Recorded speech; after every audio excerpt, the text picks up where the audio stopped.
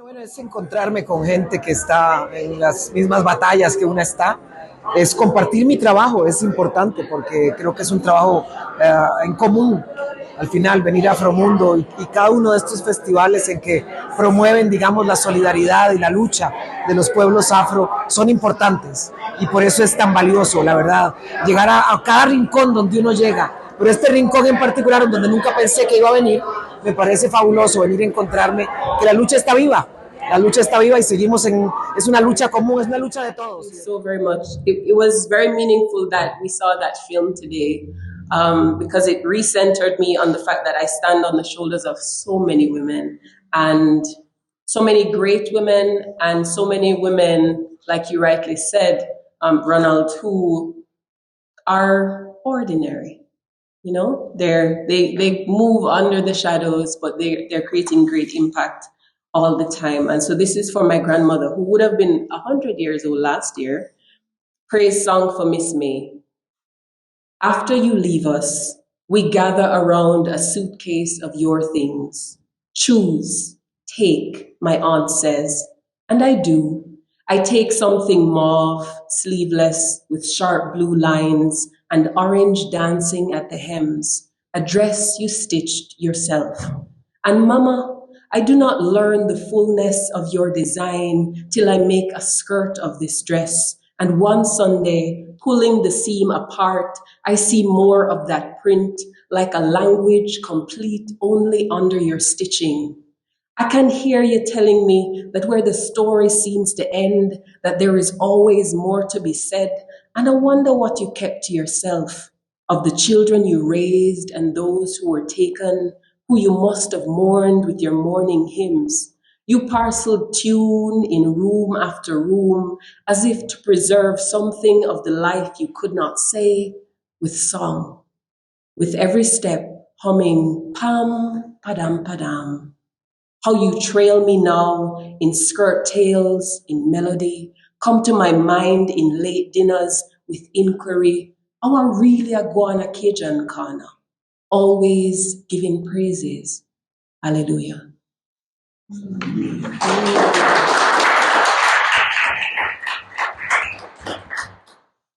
So my mother is a bushwoman and she has a green thumb. So she's always, anytime she come Kingston, she always has to bring holy patings. So she put her yam, cassava, pear, if it's pear season. She will not come to Kingston empty-handed, right? So this is, for my mother, it's called sustenance. And it has an epigraph from something she said, which is better to be home than out in the world hungry. Mother worries for me that in this city, every pound of yam, every pint of peas I eat is paid for. She questions whether it might not suit me better to be home. There is none of Papa's old grung in this place, so she brings me the wild amity fever grass to plant, something to soak the palms, to warm the heart. She knows I cannot walk out and pick the recurring okra Papa planted, so she brings me the seeds, reminds me that we are grown people and that breadfruit can roast behind any house. My mother leaves the wilderness of Westmoreland and becomes for me like Uncle Ben for her, a neighbor, coming down through the cocoa walk, across the stone wall to bring sweet potato, red peas, and accept couple lime. She knows that here, for things like these, one must pay with inedible currency. And each time I go home, my eyes set on staying, Mother goes hunting under wide leaves of pumpkin, pulls down green banana trees, digs the early yam, makes a tart juice from passion, says, here, take this, be filled. There is romance, of course, with home, but we also know that home doesn't have one face, right? And so there are also reasons not to go home. And so I do write also about some of the things that are troubling. And I think one of the revolutionary things that we are doing in this age, not so much fighting in the physical way that Nanny did. She did that work for us. So some of the work that we're doing now is undoing or unlocking some of the silences. So this one, I'm going to give a trigger warning. It does deal with abuse. So this is a catalog of silences. I do not tell my mother. She is still that little girl bearing up brothers, brothers-in-law, lawmen. I hold it like the recurring blood saying I will mother no one. I learned from her that all feeling is secret, that any letter to a boy will be intercepted, cut from my gut for tempting ruin. I kissed the page, red-lipped, cracked the earth, released it. I never say men pushed me into pillows anyway, turned me to pulp under thunder cover, and I skipped the part about leaving home, how I swelled, turned red, carved my name between bumps on the lemon tree, willing the yard to release my body, but keep me. I don't say how my aunt, claiming me for the town school, ripped me from the prongs of my stepfather, his fat fingers cutting caverns into the mouth of my young blooms. I learned to keep that lie stuck to my gut. Don't look into big people eye when them talking. You is like a girl. You must have so fresh and out of order. I've sucked the wound on the skin, but I want to let that galling gut come up. Drag his nails from the quick, sharpen them on flint rock, drive them back. I want to make a monument with his nicotine teeth in the middle of a dead yard, but I leave that part out. I never talk about his thick stumps for fingers, the greening yard against that first rain, me and him alone. Why were we alone? How I bit when he said suck, chose some other line for first time. I leave that part out. I was at a conference some years ago, and this writer, teacher, Melissa Febos, she writes nonfiction. She talked about instructing her class to write a love letter to themselves or a part of themselves that they might have a problematic relationship with. You know, sometimes they say, "Oh, I hate that part of me," or this is that. But when she said it, I thought, "Oh my goodness. What is that part of you that you do not like or you think is a little less than you would like it to be?" And write a love letter. And maybe I want to challenge you to do that. But when she said it to me, I was blown away by the possibility of addressing that aspect of myself. And certainly we'll find that there are different aspects of ourselves that serve us in ways that are beyond our minds, you know? And so this is Love Letter to My Feet, with thanks to Melissa Febos. When I sprinted from that man-cross Christmas grass and knife-like rocks, the moment slowing as I eyed you, soaked in after rain, it was then I loved you best, clean, giving hell, wet. Here's to you, my unsung, for how you humble yourself, though it is you why the world even eyes me, how you carry me tall, regal, you who move me when neither my hand nor heart is going. And forgive me for ushering you into anything spaghetti-like, forcing you to bend, be soft, when I know we are rough women. Forgive me for the pointed toe shoes my 20s commanded, pressing you together to make subtle, acceptable turns. Remember when I gave up heels, got back to bare feet? Remember when men asked your size? I welled up enough to usher gall from my gut. But you were just cool underneath. And how bruised you are, how dented, how grounded you are, how much of a map. How rugged you are, how steady, how square you are, how balanced, like banyan, like cedar, how strong, body root. I raise you up in honor. Thank you so very much.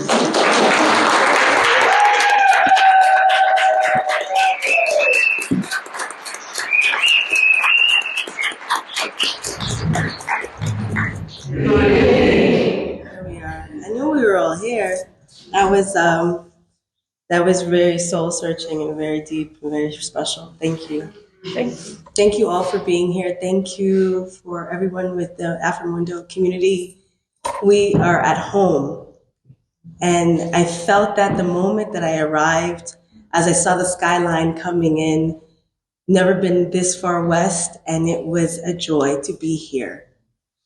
You know, my roots take me from Jamaica to Canada to now to the United States. And in this journey, I've always dreamt of the idea of finding the thing that calls you, you know, the thing that wakes you up in the morning, that asks you to keep giving.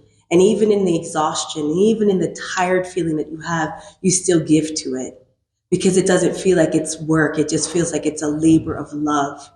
It's a labor of offerings. And that's what my work has been as a chef. My father came to the United States by way of cooking, learning from his mother in the small town Kingston. He cooked it with his mother. Every morning he would wake up and take her to the marketplace, help her set up, and then he would go to school. Then he would come back after school, help her clean up, and then start this whole process over again. I used to say my father taught me about cooking for friends and for events and things, and my mother taught me the ritual of cooking and the spiritual connection of what rituals can feel like when you bring bread and family and community and voices together. And so in all of my work and all of the projects and all the restaurants and everything I've done in my life and career, it has taken me to this place that an opportunity came to write about my life. I questioned that because so much of my life was attached to someone that I knew little about. I lost my mother at the age of 23. I stand here now at 47 years of age, and I question, who was she at the time when she was 47?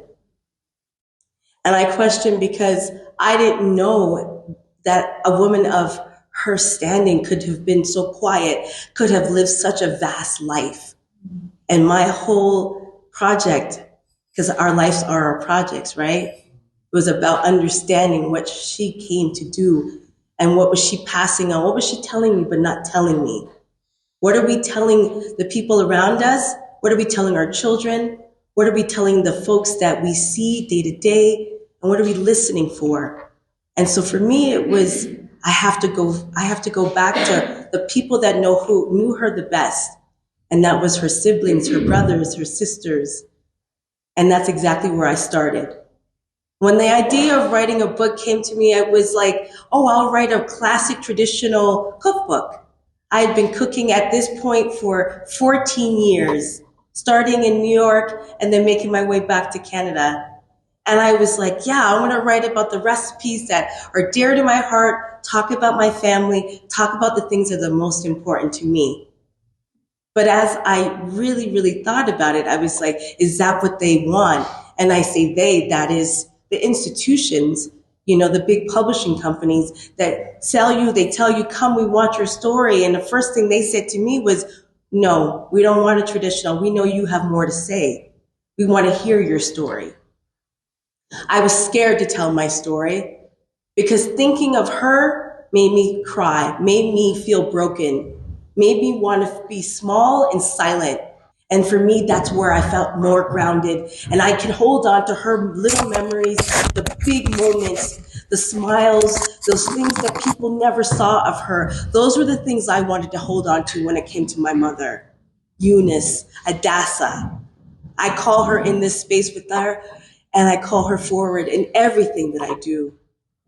Her spirit lives within me and everything that I've done, and I live within her and my great-grandmother.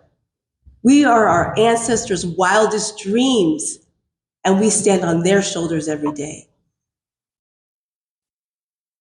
I'm going to read this first. It's really the opening of the book, and it tells you a little bit about where I was in the moment that we opened our first restaurant. It was called Saturday Dinette. Saturday Dinette was at the corner. It was like a little corner space in Toronto. If anyone knows Toronto, there's lots of little clusters of neighborhoods. This particular neighborhood became my home. Our neighbors became our siblings and our cousins, and it felt so special to me to be able to open a restaurant that felt so personal. My truck is full of $35 used chairs from an Italian restaurant on College Street that's getting a facelift. I'm on my way to the dry cleaner where I was supposed to pick up a whole whack of napkins that the seamstress was making from a ream of denim that I found for a few months ago. The seamstress didn't have them already, although we agreed on a date weeks before, and I'm pissed. I think we'll have enough for the evening though. So I get back in the truck and I call Johnny, who's at the restaurant patching and painting with spots we missed. It's opening night. Our restaurant, Saturday's Dinette, was its whitewashed walls and black trim, with its black and white tile and elegant countertops. It's the opening night. Johnny tells me that it's no big deal. We'll have enough napkins, just come home. And the restaurant really does feel like that. It felt like home. We've been working nonstop for 3 months to turn it into a dream restaurant. We spent way more time than at our studio that was just a few blocks away. He's right. It's no big deal. Let it go. I choose to let the frustration escape me through the window as I disappear along the Gardner Expressway. I'm listening to De La Soul, a roller skating jam named Saturdays. That was the inspiration of the name of the restaurant. The Dinette is a dining alcove or nook because we all wanted it to be small, a family-style space where people can come for a modern comfort dinner. Hey, Dr. Harris. Hi there. I have the results from your blood work we did just last week. I've been feeling a little lightheaded, and I'm not quite myself. And, I'm not sure if it's my thyroid or if it's the iron levels, or maybe I'm pregnant. Well, actually, Suzanne, you are pregnant. Green lights and tears, so many tears. I can't stop crying, and I'm not crying for joy. I'm crying because I can't do this. I can't be pregnant, and I don't want to be pregnant. I'm about to open my very first restaurant, and I can't do that and have a baby at the same time. This was our opening night, the first night of opening my first restaurant. Did I expect that I was going to hear from my doctor to tell me that I was pregnant? My son now stands at the age of 8, and it was the best decision I've ever made in my life. He is what gave me the strength I needed every single day to keep going. He is the strength that I use every single day in reflecting and thinking about why am I here and why do I do the things that I do? And that's when we pull in those spaces that sometimes we don't even know that we have the strength. And this is where we pull on our ancestors. This is where we pull on from the voices and from the names of those that stood before us and that lifted the weight, that carried the burden, that ran the race, that cut the trees, that used the machetes, that used what they had in order to speak, to lift, to tell, to fight, to push, to shove, to be still, to lay down. Fighting revolutions is not always just about the action, the motion, the fight, the drive. Sometimes it's in the silence. Sometimes it's in the slowness. Sometimes it's in the quietness. Because that's where I have felt the most powerful when I laid my head down to rest. When I could slow down and I could reflect inward. And this is what I still live by and I dream of every day. The pace of the restaurant industry is driven by truly, when we think about the earliest forms of enslavement, this is what this work is built on. And I'm choosing to work in this. My father thought I was crazy when I told him I wanted to be a chef, but I told him it was for the love of. And if we are doing something from the love of, then we know we are doing everything we're supposed to be doing. How am I doing on time? I feel like I've been. When we first started the idea of Saturday Dinette, it was about comfort food. And comfort food is the root of what I do. And in the book, there is a menu that is actually a love letter that I wrote to my mother. And this love letter was written to her because I wanted to be able to let her know that even though it had been 18 years at that point that I had last spoke to her and told her anything of where I would have been. I wanted her to know that we were okay. This menu was completely crafted with her and my father and my great-great-grandmother and my great-great-grandfather in mind. Their stories, I'm still learning, but this letter was to them to help them understand who we are, myself, my sister, and my brother, and where we are now. Dear Mummy, as I daydream about my fondest memories of your eyes, my eyes fill with joy. I know and remember the woman you were, and now I understand the challenges you faced. I stand here now as your daughter, a sister, and a mother, thankful for you to tell you that we are all okay. Daddy is doing well and still making the classics. Grilled chicken ramen, pineapple sofrito, soft poached quail eggs, black garlic oil, coconut turmeric trotters, charred sugarcane, chicharron, Highland blue, Ruku braised goat shoulder, mint daikon green mango slaw. I remember Sundays as a family day working in the garden, washing and eating breakfast with Tanya and making dinner. Ackee and saltfish was my favorite, but when you got your hands on kalaloo, we were in for a treat. Ackee terrine, salted cod, pickled onion, blueberries, festival, tomato concasse, kalaloo fried rice, coconut, beef liver, pickled garlic, pigeon peas. The many memories we shared as a family were so enriched with the cooking and setting of the table together. I remember when we could ask Daddy to make patties, and it was a true family affair. Daily patties, gravy, coconut lime chutney. This is so much I want to tell you. There is so much I need to tell you. And in my life, the woman that I have become, the sacrifices that you had to make in your life impacted me into the woman that I am. Miles is my son, who is now 2 years of age. He loves eating, playing sports, and reading, and full of life. As I watch over him from a distance, he reminds me of myself when you would cook plantains and patties in the kitchen, and I would try and eat them almost as hot when they came out of the pan.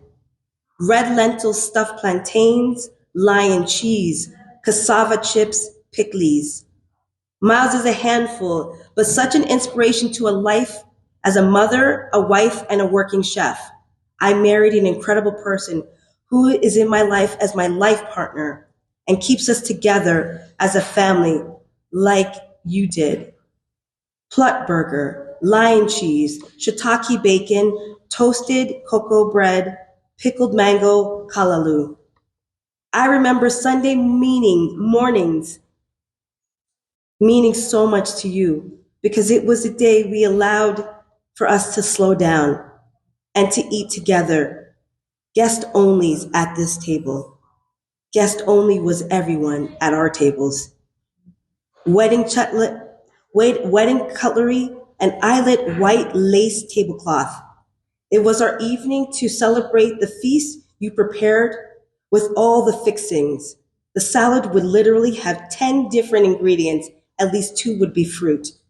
Junkanoo savory slaw, papaya and mango citrus water, mint labna, S&P crumble. You were the third oldest and the only one left home to start your own family in another country. It must have been hard to leave your siblings, friends, and your mother. I know Grandma was the rock of the family, raising 8 children, praying for them and wishing the best for their futures. The stories I am now told about you as a fierce dancer, as an inspiring older sister, and a talented artist in your own right makes me so proud and honored to be your daughter. Thank you for always smiling, laughing, pushing me and Wayne and Tanya to be the best at whatever we wanted to be. chilled coconut soup, coconut lime chutney, Irish moss, fennel fronds, banana leaf steamed fish, provisions, gravy, pickle mango, fish tea. I love you and I miss you dearly. Thank you for the life you shared and the countless, countless memories I will always continue to have. Love, Suzanne. Buenas noches. Yo voy a ir en español. Espero que la mayoría de ustedes me logren entender. Primero yo quiero agradecer a Maritza, por supuesto, la oportunidad y el honor de compartir mesa con estas extraordinarias mujeres, escritoras, además de haber encontrado a mi prima, Suzanne Barr, que todavía no estoy segura, pero creo que somos primas. Estoy casi segura. Me lo dice el corazón. Así que yo muy contenta de estar aquí. Muchas gracias por la invitación. Un gusto y bueno, aquí voy. Ha sido una tarde maravillosa en donde hemos hablado mucho de mujeres. Entonces yo también voy a compartir un poco sobre mi poesía de mujeres. Yo, ahora que Suzanne hablaba de su mamá, y también temprano hablaba a Rona, porque hablaba sobre su abuela, sobre eso a mí me llega mucho. Mi mamá murió hace un año, y bueno, pienso que tal vez durante su vida siempre pasa. No le di todo el aprecio que tenía que haberle dado, pero mi mamá era una gran mujer, que parió 7 hijos e hijas, y yo no tuve abuelas. No tuve la dicha de tener abuelas ni del lado de mi madre ni del lado de mi padre. Entonces yo también crecí huérfana de abuelas, huérfana de esa. También hablaba ahora, José Luis hablaba de su abuela, de sus abuelas. Me parece muy valioso esas son las mujeres que al final resistieron. Seguimos resistiendo a través de lo que hagamos, de los espacios donde nos ponemos nosotras. Somos mujeres que seguimos resistiendo y estamos desde nuestras trincheras aportando un poquito a darle una vida mejor a nuestras hijas o a las mujeres que vienen detrás de nosotras. Este poema se llama A la mesa de mi madre. Mi madre nos sienta a su mesa y cuenta las hijas con sus manos, las manos de sus hijas, las niñas de sus dedos, sus ojos y sus niñas. Se sienta como al principio, con su aire cansado de siempre y con la misma mirada triste que heredó de su madre. Se sienta y enumera las 5 con la mano derecha, la mano de la fortuna, la sola fortuna que traen 5 hijas. Se sienta y enumera, cuenta en silencio y sin hablar, que mi hermana la mayor vino primero para despertarle la sonrisa, para romperle la niñez de golpe. Vino primera como una muñeca de ojos grandes y la responsabilidad que siempre cargan las hermanas mayores. Mi hermana la mayor trajo entonces el don de los amigos y de la casa abierta, el don de los días soleados y de la mesa servida. Nació con el don de la libertad y de la vida sin obstáculos. Heredó de mi padre la sonrisa y la pasión por la vida entera. Mi madre se sienta y enumera, cuenta en silencio y sin hablar de mi hermana la segunda, que se vino muy pronto y sin dejar tiempo a mi madre para descansar. Y entonces nació con los ojos eternamente abiertos y brillantes como perlas.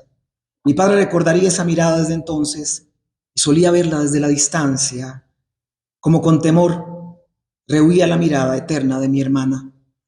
Narda trajo la bendición de la tolerancia y de la vida sin apuro, de la vida sin vino alta y hermosa, y con esa negrura y elegancia que solo pude heredar de las ancestras. Mi madre se sienta y enumera. Nos sirve la sopa con sus manos abiertas, nos cuenta milagros derramando las lágrimas de siempre. Ahora habla de mi hermana, la de la voz cantante, la que habla de las otras mujeres con palabras benditas, la que habla de libertad y de días de gloria. Mi madre dice que nació llorando, como pidiendo a gritos su parte del sol, y es que Epsi nació reclamando su espacio sagrado. Creció de batalla en batalla y asumiendo la razón desde la trinchera. Trajo consigo el don de los discursos y de las palabras que construyen puentes y abren veredas. el don de las multitudes. Mi madre enumera y cuenta a sus hijas, las hijas de su cuerpo, estrellas de sus manos. Sus ojos parecen lagunas, la he visto llorar tantas veces que me recuerdan lagunas, verdes lagunas en su rostro cansado. Se sienta y cuenta, habla sin palabras de la hija que no quería nacer. Esa era yo, la que llegó al quinto parto cuando la vida no era menos dura. Mi madre cuenta que era la tarde, la 1 de la tarde, cuando el sol está ocupando el centro del cielo. Entonces llegué, sin mucho esfuerzo y con 2 semanas de atraso. Mi madre cuenta que le traje otro par de ojos enormes y claros como los suyos, pero abiertos y altivos como los de mi padre. Mi madre afirma que llegué con el don de las palabras y con la pasión de las mujeres que quieren ser mujeres desde el principio. Heredé de ella el don de reflejarnos en el llanto, porque es un don poder llorar y después armarnos de pasión para el día siguiente. Traje conmigo un par de lagunas, como sus ojos. Mi madre recuerda y cuenta, habla sin palabras sobre la última de sus hijas, que llegó 11 años distante y se instaló en la casa como una pequeña princesita, protegida y cubierta por 5 madres mayores, con su piel oscura y agigantada, con sus manos abiertas como espadas.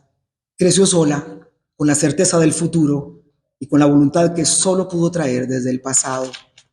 Mucho más allá de ella, desde el principio, desde las primeras.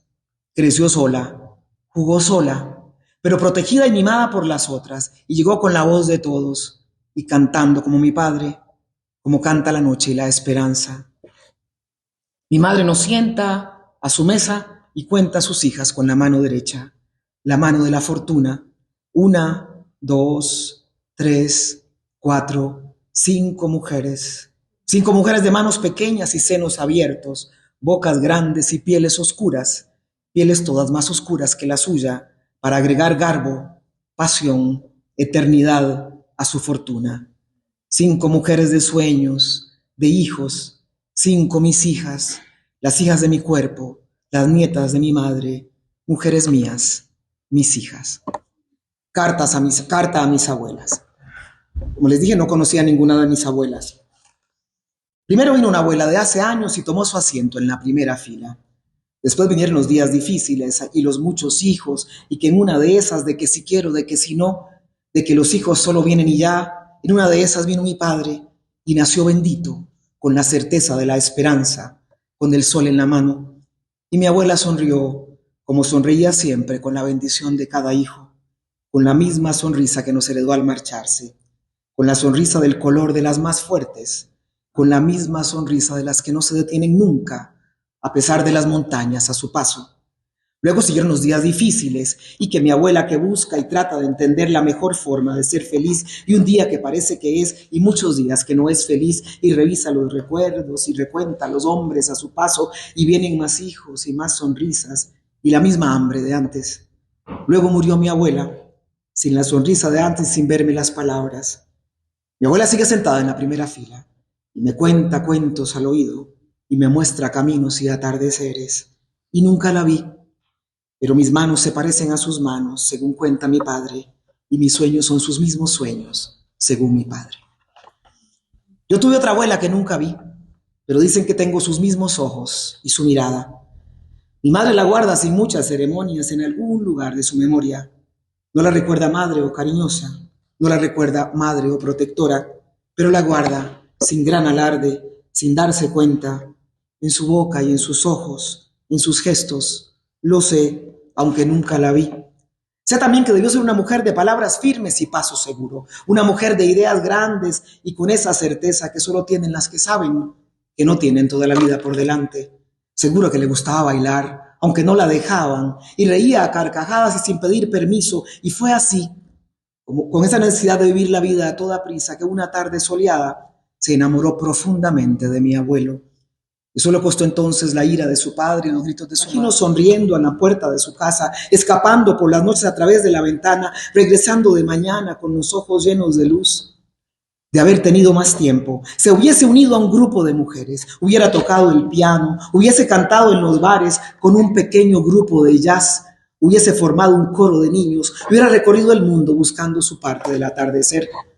de haber tenido más tiempo. Hubiese coleccionado estrellas de colores, de diversas formas y tamaños. Hubiera colgado afiches políticos en las paredes de su casa. No hubiera faltado a las marchas por las reivindicaciones de los más pobres. Hubiera alzado la voz en contra de la discriminación. Hubiese amado profundamente y con la pasión con que solo aman las que saben que no tienen toda la vida por delante. Yo lo sé, aunque nunca la vi. Elección.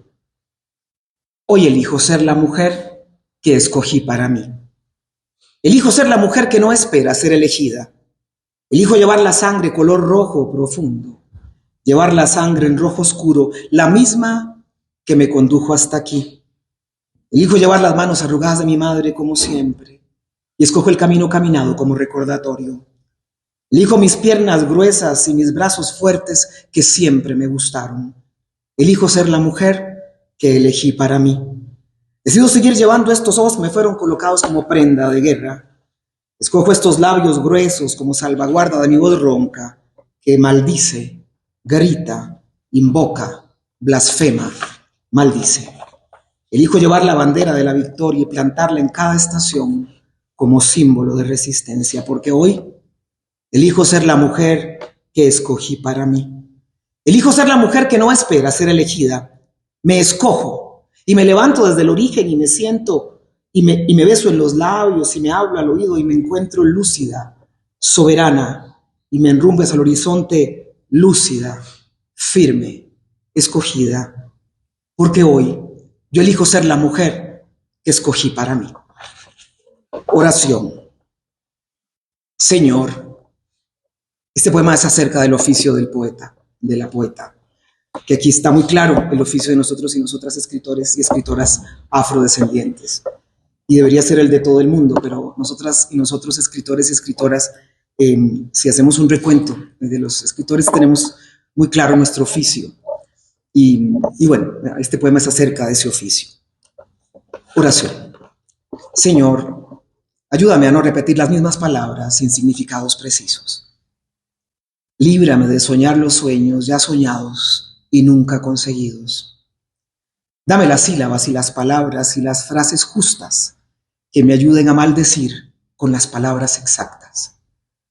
Guíame por tus sabios caminos y permite que me enfrente con la verdad que se oculta, con los inicuos malditos, con los impunes cobardes, y dame la voz para vomitar en sus rostros sus propias oraciones.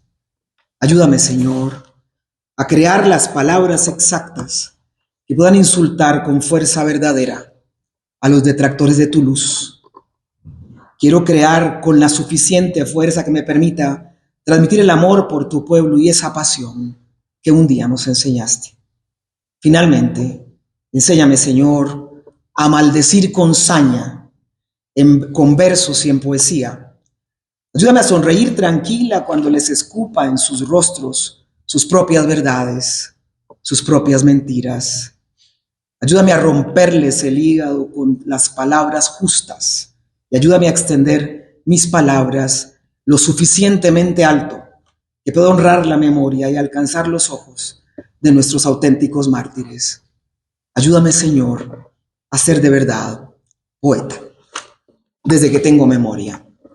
Este poema tiene un epígrafe que dice así: llevo mi libertad conmigo, y sí, la libertad es una puerta, es una pesada puerta, y también la memoria es una puerta, una pesada puerta. Eduardo Galeano. Yo escribo desde que tengo memoria. Hablo de la memoria y escribo para no perder la memoria. Escribo aún antes de la memoria. Escribo para liberar los fantasmas y ayudar a descansar los muertos presentes. Escribo aún antes de las palabras escritas y de los versos con formas. Empecé a escribir desde el vientre de mi madre o antes.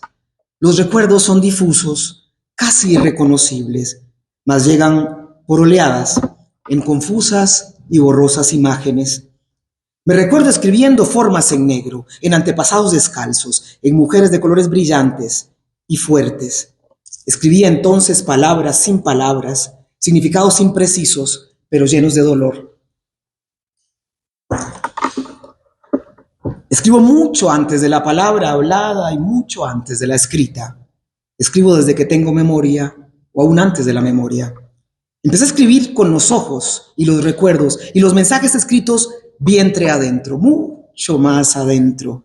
Escribo desde hace cientos de años, desde el tiempo en que mi abuela más antigua contaba historias en una lejana aldea, en algún lejano pueblo de mi lejana África. Fui yo quien con las manos de otros escribí las primeras crónicas que entonces no fueron llamadas de historia. Fui yo quien con las memorias de otros y con tinta negra en manos negras escribí las historias sin palabras y sin libros de las más grandes civilizaciones. Hablé de civilizaciones oscuras y brillantes que se paseaban por la África de mis antepasados, escribiendo sin lápices y sin tinta alguna sus propias historias. Las historias de la África de mis antepasados, describiendo sus vidas mucho antes de ser descubiertos. Escribí discursos de reinas altas y sabios reyes que gobernaban con bondad y justicia. Fui yo quien conté las crónicas de la captura, de la tortura y del viaje. Conté del sufrimiento y de los hijos y de las hijas que se fueron quedando en el camino. A mí me tocó hablar de la rebeldía y de la libertad y sobre todo la verdad. Yo conté las fábulas y las historias verdaderas que nunca fueron colocadas en los libros. Hoy sigo retratando las verdades que tengo amontonadas en la espalda y sigo reportando de rebeliones y de pobreza. Hoy continúo hablando de las virtudes y del amor profundo que nos vive y se nos impregnó en la piel y por el cual estamos vivos. Hoy respondo en maldiciones y en poesía y en palabras verdaderas. Hoy sigo escribiendo en los árboles y en las paredes y en la arena y en la mente de los hijos y en el alma de las mujeres y en la piel de todos. Continúo contando sobre pueblos enteros que celebran y cantan y son desplazados y son muertos y están vivos y siguen muriendo y despertando impávidos todos los días. Por eso escribo, porque la memoria a veces me falla y la historia me falla y mi abuela que murió hace cientos de años no deja de cobrarme mi parte del trato. Escribo porque escribir es la mejor forma que conozco para no morirme. Es la única forma que conozco para seguir viviendo junto al resto de nuestros muertos. Yo una vez me encontré con la historia y esto fue lo que pasó. Se llama El Encuentro. Después de todo, era necesario desenmascarar la historia y hacerla escupir con sangre la verdad. Era necesario sentarla frente a los nuestros y hacerla hablar. Y entonces habló. Me contó entre gritos sobre los primeros, las primeras voces en poblar la tierra. Me contó llorando del principio humano. Me dijo despacio que se arrepentía, que la perdonáramos y que la humanidad, con certeza, empezó en África. Era necesario desenmascararla. Eran muchos años de estar esperando. Era mucho tiempo detrás de los otros. Le amarré los brazos, la miré a los ojos, la pateé en el vientre, le pegué en la cara y escupió llorando toda la verdad. Me habló del principio. Empezó balbuceando palabras casi inentendibles acerca de inventos, de civilizaciones lejanas, de mujeres negras armando su historia, de valientes hombres reinando por siglos, de inventos, de sueños, de escritos, de mapas, de revoluciones y de evoluciones, de sueños, de muertes, de siembras, cosechas. Estaba llorando como quien de pronto, después de los siglos, después de la vida, descubre violentamente que se equivocó. Se equivocó con muerte y el error le costó millones y millones de almas. Era necesario desenmascararla. Le arranqué a pedazos trozos del cabello, le rompí el vestido, le mordí la cara, le arranqué los dientes y escupió con sangre toda la verdad. Me habló del pasado, de un crucificado llamado Jesús. Me dijo entre súplicas que buscar en África toda la verdad, que me remitiera a libros enterrados, a hombres temerosos de ser descubiertos, a falsos testigos que juraron estar sin estar. Ella estaba llorando, lloraba con sangre toda la verdad. Intenté golpearla de nuevo en la boca y en un largo grito imploró perdón. Me dijo entre voces que se arrepentía, que después de todo no era solamente su error. En ese momento yo le di la espalda. No quería verla nunca más. Yo estaba llorando. Ya no valía la pena echar culpas o escupir rostros. A mi espalda yo la sentí muriendo. Yo estaba llorando. Es que no se puede vivir sin historia. No se pueden criar hijos sin historia. Entonces sentí pena por ella. No, era necesario desenmascararla y hacerla escupir con sangre la verdad. Este poema que voy a leer en este momento es Es un poema nuevo que no he compartido antes. Se llama África. Cuando crecíamos, África se parecía a una masa amorfa, sin voz, sin alma y sin sentido. Se parecía a la televisión en blanco y negro, a la pobreza, a una soledad y a un vacío que entonces no entendimos, ni intentamos entender. África no tenía imágenes, ni sonidos, ni recuerdos. Era un nombre apenas perceptible de un país, o un territorio, o un continente, o una sensación. En nuestros juegos cotidianos intentó ser una selva llena de animales salvajes, o a veces un conjunto de territorios en conflicto, o de hambre, o de tristeza con cara de niños desnudos y carentes. Entonces África no existía, porque nos la devolvieron rota, sucia, manchada, ensangrentada. Nos la dibujaron con colores borrosos, lejana, sin nombre propio, sin su edad milenaria y milenaria. Aún así, y en contra de sus designios, sin libretos ni guías, y con la voluntad del espíritu que no se resigna a ser nadies, más tarde la fuimos encontrando como cientos de respuestas cargadas de matices, de facetas, de historias, de muchas formas, y con muchas libertades, y con muchos ojos abiertos, y con la sorpresa del reencuentro. Y entonces todo empezó a cobrar sentido. Los sonidos, las sensaciones, los colores, las pieles, los sueños, las batallas que habíamos librado en soledad, los cantos, los cuerpos, todas las verdades que nos habían sido negadas. África existía con nombres, con señales y con mapas, con países y con pueblos, con historias y con gente, con colores. Era verdad. Luego y aún más tarde, cuando logré llegar al continente madre, me encontré y me regocijé, y fue una más. Y no tuve que justificar mis formas y mi percepción de mí misma y mi frondosa y crespa cabellera y mi capacidad extraordinaria de querer ser. Y anduve calles y tambores y me armé de ceremonias olvidadas. Entonces me volví ser y soy y me dibujé de colores y me entendí. Se llama María y su gracia.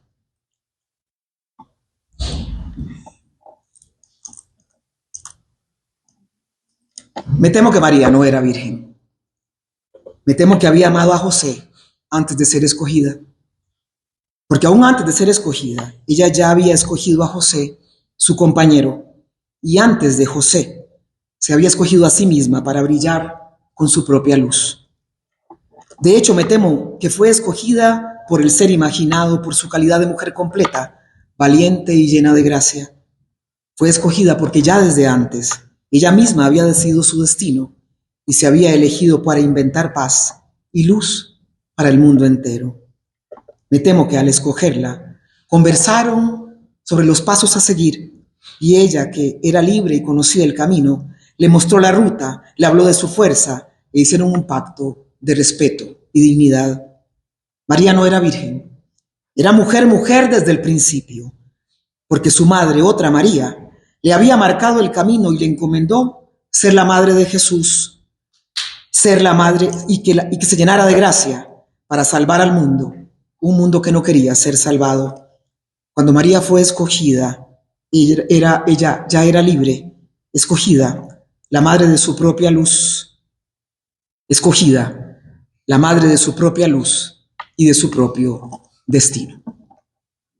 Insisto en negar de todo cuanto me incomoda, en querer seguir siendo la parte más oscura e incómoda de este continente, en querer hablar la lengua heredada de mis antepasados tan presentes y seguir danzando al pie de la letra la canción de mis abuelas.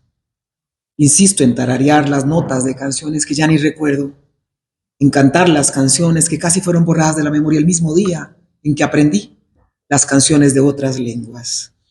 Insisto en tener la voz más gruesa y sonora de todos en la América, en vestirme de colores rimbombantes y en colocar collares coloridos alrededor de mi cuello, aretes musicales en mis orejas. Insisto en llevar tambores a la iglesia y en adorar dioses y diosas con nombres impronunciables, en recrear ceremonias e inventar rituales que me dignifiquen, en bautizar a mis hijos bajo las estrellas y en los ríos y en religiones y acentos que yo ni siquiera entiendo, en colocarles nombres en lenguas extraños y educarles para la irreverencia. Insisto en ser la parte más incómoda de este continente, en vestirme de gala para las guerras y de luces en los velorios, en reírme a carcajadas a pesar de las penurias y en cantar canciones de victoria a pesar de los reveses, porque aún soy la piedra que incomoda en el zapato y el número más notable en las cifras. Aún soy la luz relegada en la parte postergada de la casa que grita con muchas voces la palabra, que alumbra insistentemente el jardín de enfrente, que grita con muchas voces la palabra cierta, pelea con muchas manos la guerra más humana y aguarda irreverente por su justo homenaje. Yo a veces digo que no quiero leer Rotundamente Negra, porque yo quiero que la gente conozca otros poemas míos. Pero bueno, la verdad es que ese poema yo le debo mucho. Me ha llevado llevado a muchos lugares que yo nunca hubiera pensado que podía llegar. Así que ha llegado él solo y ha llegado conmigo también. Entonces yo agradezco profundamente eso que me ha dado mi poema. Rotundamente a negar mi voz, mi sangre y mi piel. Me niego rotundamente a dejar de ser yo, a dejar de sentirme bien cuando miro mi rostro en el espejo, con mi boca rotundamente grande y mi nariz rotundamente ancha. Me niego rotundamente a negar mi voz, mi sangre y mi piel. Me niego rotundamente a dejar de ser yo, a dejar de sentirme bien cuando miro mi rostro en el espejo, con mi boca rotundamente grande, mi nariz rotundamente ancha y mis dientes rotundamente blancos y mi piel valientemente negra. Y me niego categóricamente a dejar de hablar mi lengua, mi acento y mi historia. Me niego absolutamente a ser parte de los que se callan, de los que temen, de los que lloran, porque me acepto rotundamente libre, rotundamente negra, rotundamente hermosa. I just want to come up here on behalf of everyone here who's present to say thank you to each of you because for your courage, for your vulnerability, for your honesty, for your rage, for everything that you shared with us. You treated us like family, like community, like kin. And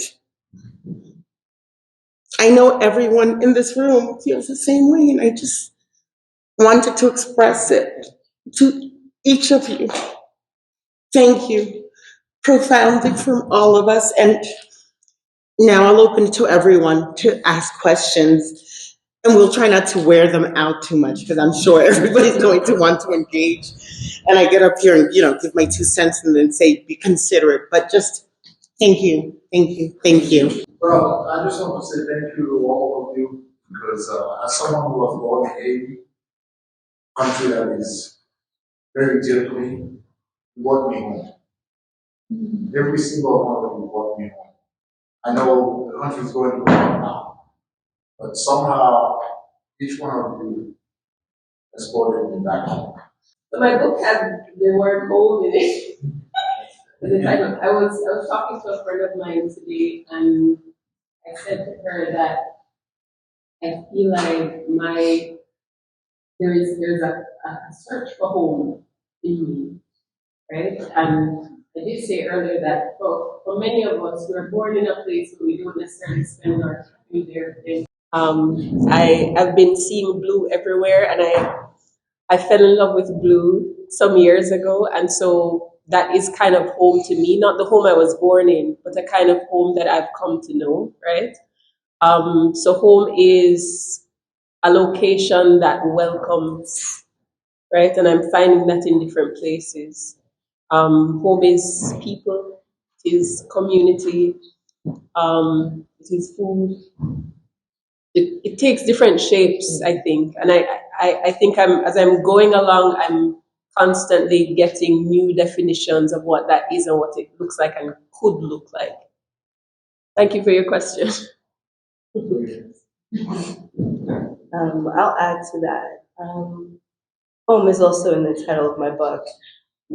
And, you know, when we were putting the book together and thinking about the title, I think I really struggled with what was home, because many of us as immigrants, we know that we are in constant movement, and sometimes it's without cause, sometimes it's just because of the government, sometimes it's because of the need, sometimes it's because of desire, sometimes it's the push to just give and open. And I think for me, being back in the United States, after being gone for so many years, I am reflecting on home for smells. And I think that that's kind of what keeps me present, because there's so many moments where I trip and I think, where am I?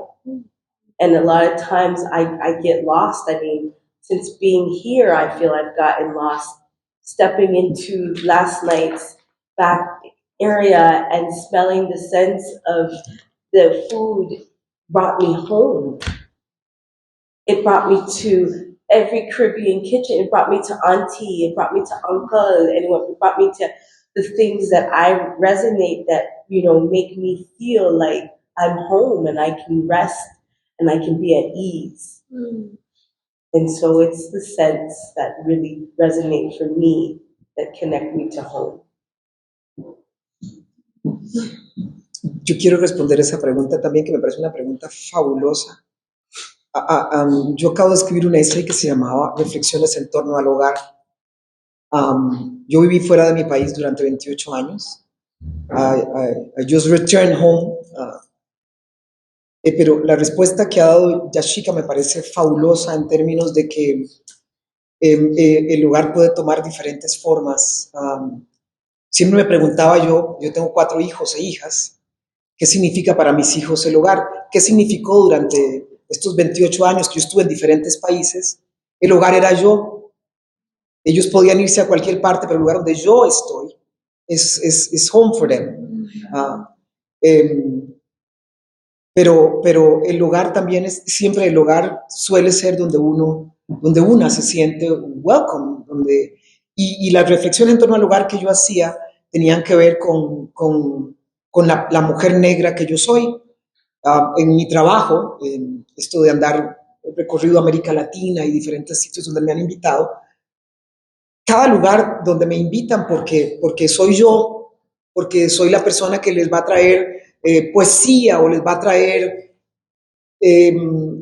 algo que ellos quieren escuchar o ellas quieren escuchar, eso es home, la verdad. Sentirse que uno es welcome, y no siempre para uno home no es el país de uno no necesariamente, pero para mí home era donde estaba mi mamá también. Mi mamá no está, pero bueno, ahí está lo que conocí desde que nací.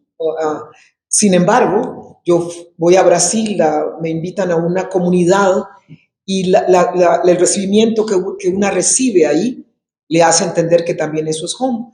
Todos tenemos las mismas, en este mundo nuestro, de lucha, de resistencia, algún tiempo yo solía pensar, decía Yashika que yo hace muy poco me corté mi cabello, tenía mi cabello, mis dreadlocks que me llegaban por debajo de las nalgas, y por mucho tiempo eso para mí, yo decía, mi cabello es home for me too.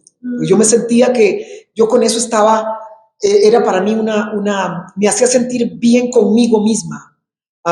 En fin, solo para decir que realmente home, desde los olores de la comida hasta la sensación de seguridad en cualquier sitio, puede significar para una persona estar en casa, la verdad. La casa no es un espacio necesariamente un espacio físico, es un espacio de confort y de seguridad, cualquiera que sea.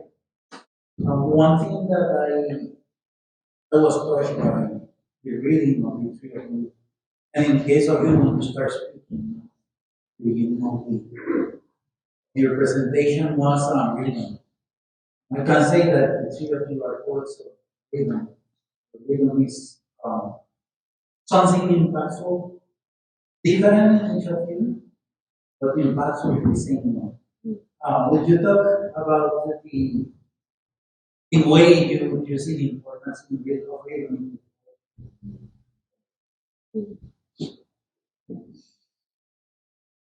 I think for me, the rhythm is in the movement. You know, I used to say to my team when we are in the kitchen, this is a dance that we do, and we are aligned. And that rhythm and that movement and that dance is a delicate dance we take together.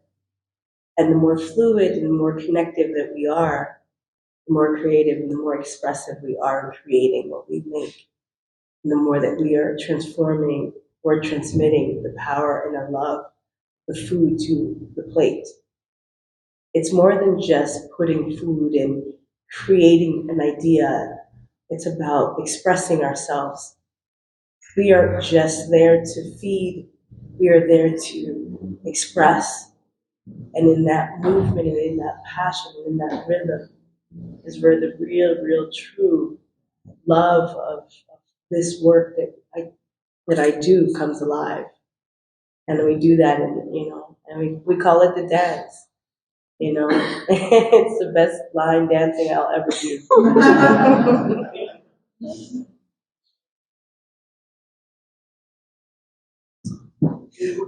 Yo creo que there's a natural rhythm on things. Cuando yo doy talleres de creación literaria, yo siempre digo a los y las estudiantes que tienen que leer su trabajo en voz alta para ellos mismos y leerlo una y otra vez para encontrar ese movimiento en las palabras. Yo nunca me puse a pensar en es importante porque no porque cuando uno empieza a escribir yo lo que quiero decir es que no le doy una importancia particular al ritmo porque el ritmo viene con lo que voy escribiendo. Cuando yo leo las cosas que escribo y hay algo que no me calza con ese ritmo, pues entonces hay algo que no está bien en lo que estoy escribiendo. Pero yo creo que como acaba de decir Susan, hay un movimiento natural, un ritmo natural que vamos encontrando, digamos, en las palabras, en la forma como escribimos. Hay un ritmo natural en la vida, digamos, ¿no? Pero yo sí creo que, bueno, hay poemas, hay literatura que tiene o no tiene ritmo. O sea, puede ser que tenga, puede ser que no tenga. Yo creo que cuando me pongo a pensarlo, pues claro que tiene que tener importancia, porque también es la forma como nos comunicamos con el interlocutor y logramos esa interlocución. El trabajo que una hace, siempre lo he dicho, cuando nosotras escribimos o el arte en general, no tiene sentido hasta que lo enfrentamos con algo, porque si no, yo puedo escribir y pensar que lo mío tiene el mejor ritmo y es lo mejor, pero si nadie lo valida, yo no tengo cómo saber si tiene valor, siquiera si es poesía. La verdad, no. Entonces yo creo que el ritmo es intrínseco y también le da valor a lo que uno hace en la medida que se puede conectar con otras personas. Rhythm is very important to me. I grew up in a place where the first language many of us learn is Patois, which is an oral language. There are many words that I grew up speaking that I do not know how to spell, right? Because we never wrote it down. And so the act of now making it a written language is a process that is happening right now, right? And so the sounds of things were always very important. And so when I come to a poem, like I think of the words as like something hitting against other things. So every word has a sound, like you hit this, it's a different sound from this. and from this. And so it's like you're running your hands along the line of the poem and hitting the different words. And so that comes alive when you speak the poem. And so that's why when I'm editing, or even when I'm writing, but more so when I'm editing, reading it aloud makes me know whether it works or not, in terms of the rhythm, in terms of the play that's happening in the lines. It has to be spoken orally for me to catch whether that rhythm works, right? And yeah, so that comes from that oral tradition of storytelling, but also that my first inclination of language was a speaking and a sounding out. And so that comes to me again as I'm working through a poem. Like the sound has to stand and has to work. There was talk about music development last night in the first event with Hobby Jenkins, and I felt like that was a really significant starting point and got us into some of the history. And then today we were looking at Nanny of the Maroons, which is particularly important to me, and then talking about the impact and the work of women, right? And I think that these are really, really key conversations that we need to be having as a people across the globe. And then these are also the beginnings of other conversations, right? And so I think that this is a really fertile space. The fact that these ideas are coming to the fore and that they are bringing up other things that we need to be having conversations about, right? And then telling those stories, having those connections and creating further community. So for sure, Afromundo is an important space, and it's continuing to blossom, and I'm seeing that, and I'm so excited, so happy to be here.